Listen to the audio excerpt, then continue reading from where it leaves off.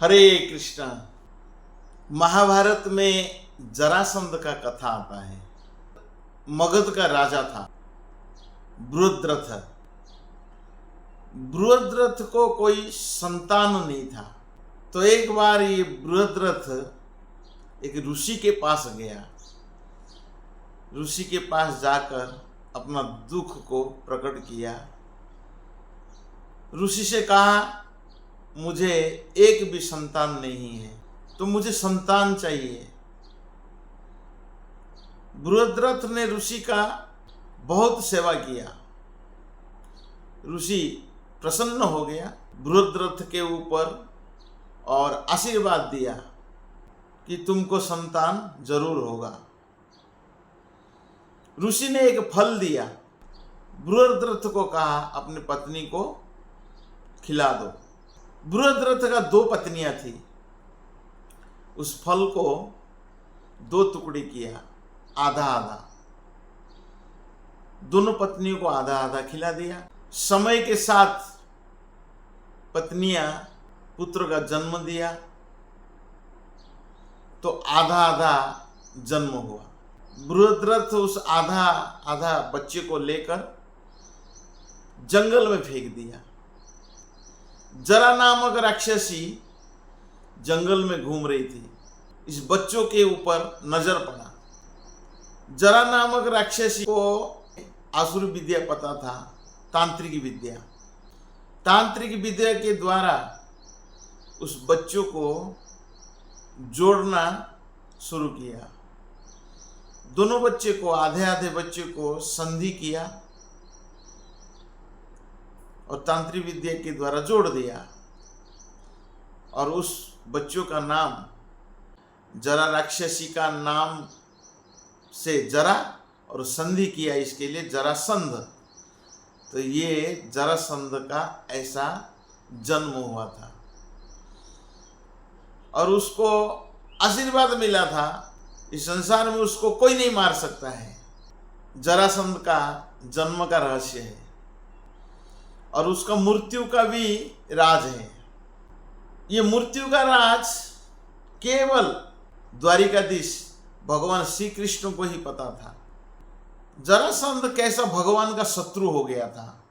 जरासंध को 2 पुत्री थी, जिसका नाम है अस्ति और प्राप्ति।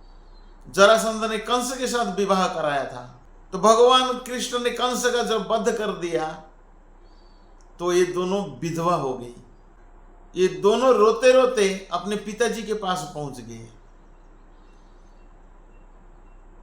और ये कृष्ण जो है, ये हमें विधवा कर दिया, तो उसका बदला लेना जरूर। जरासंध ने भगवान के साथ 17 बार युद्ध किया और हर बार जरासंध हार जाता था। 18वां बार भगवान ने मथुरा छोड़कर चले गए द्वारिका। युद्ध करते करते जब भगवान रण को छोड़ दिए, तो उनका नाम पड़ गया रणछोड़। एक दिन भगवान श्री कृष्ण अपने साथ भीम और अर्जुन को लेकर मगध पहुंच गए, जरासंध का नगरी में। और ब्राह्मण वेश धारण कर लिए तीनों। जरासंध ब्राह्मण को बहुत आदर करता था, इसलिए भगवान ने ब्राह्मण का वेश धारण किया। और बड़ा दानवीर था, तो भगवान ने भिक्षा मांगने के लिए जरासंध के पास पहुंच गए। जरासंध ब्राह्मण का सत्कार किया, तीनों को देखा। मांगो ब्राह्मणों मांगो, मैं प्रसन्न हूं, सब कुछ देने को तैयार हूं। तो जरासंध ने जब तैयार हो गया, तो भगवान श्री कृष्ण ने मल्ल युद्ध मांगा। बोला, युद्ध करना है? ब्राह्मण होकर युद्ध करना चाहते हैं? बोले, तुम बताओ अपना परिचय। तो भगवान श्री कृष्ण ने अपना परिचय दिया, मैं द्वारिकाधीश श्री कृष्ण हूं और ये गांडीवधारी अर्जुन है और ये भीम है।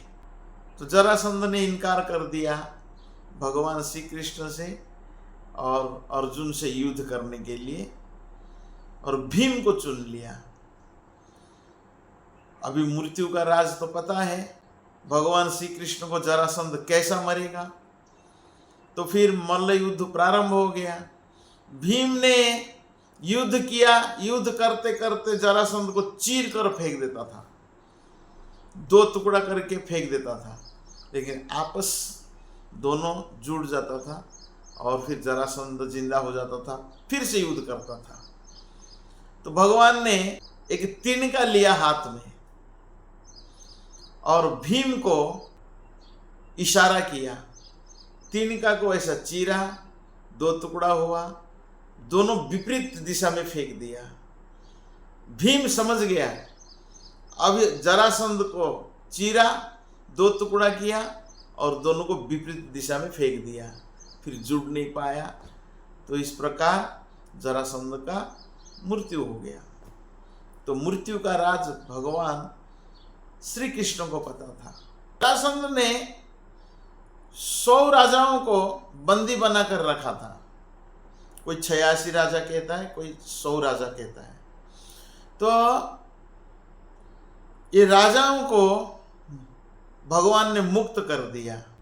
जरासंध ने राजाओं को क्यों बंदी रखा था, उसका एक ही कारण था, वो चक्रवर्ती सम्राट बनना चाहता था।